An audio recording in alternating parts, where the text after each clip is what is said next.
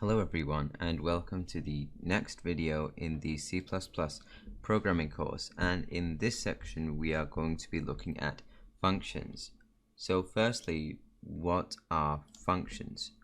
Functions are basically just reusable pieces of code that can be used anywhere in your code base.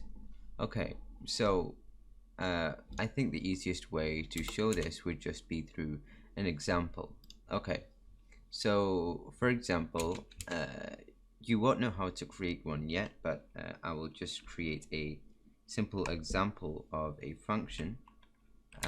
So void my function, and I will just output hello.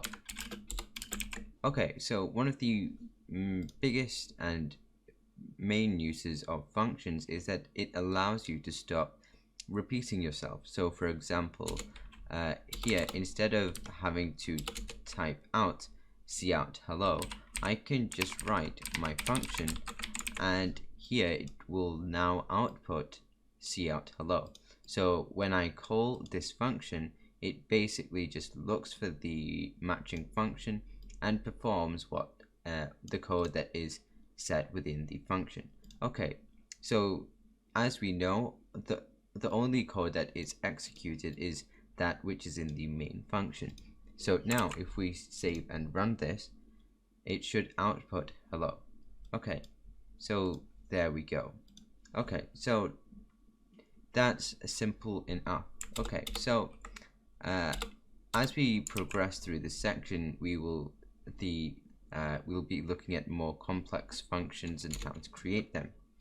But in this video, we will look at how to create the function.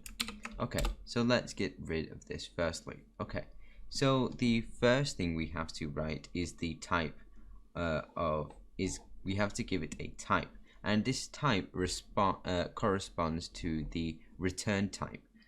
So for example, we might create a function that adds two numbers together, and this could return an integer, so we would write int, the same way that we do when we declare variables. Okay, so and another type is we might return a string, and for that we would write string. And in the case that you saw just there, I didn't return anything, so I can just write void.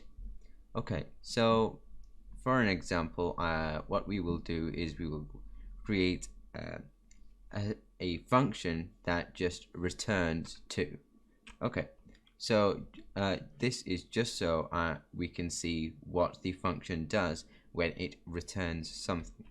Okay, so I'll write int return 2, and here I can just write return 2. Okay, so since this is 2, we will have to write int here. Okay, and notice that I have put this function above the main function, and also notice that this main that we usually write in is all it is just a function. Okay, so now if I can create a variable called we'll just call it number, and we'll say number is equal to return 2. Okay, and this is how we call the function. We just write the name and followed by the brackets.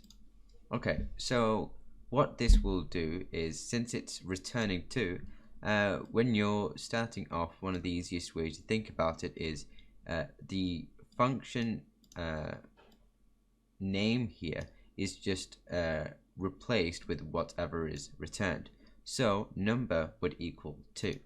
Okay, so now we could output number and number. So it should say number, we'll just put is, so it should say number is 2.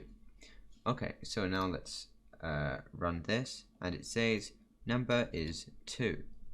Okay, so that's the basics of a function, and now what I would like you to do is just create a function and call it return name, and I want it to return your name. Okay, so press pause and have a go, and when you're ready, press play. Okay, so now let's get rid of this function here, and I'll just comment it out. So the first thing is what we are returning is a name. So that is a string type. So we'll write string and we'll just put return name as the name of the function, and in curly brackets we'll put return and I'll put Alfie. Okay, so here I can put name. I'll change this to string name, and I can put name equals return name. Okay, and I will change this to name and put name. Okay, so we created a function here, and we gave it the return the type of string, since the return type is a string, and all we do here is just output name, and here is where we call the function. Okay, so that's simple enough, and now we can just save and run, and as you can see it says name is Alfie. Okay, so that's all there is to the basics of functions, and in the next video we will look at prototyping a function. So I will see you in the next video.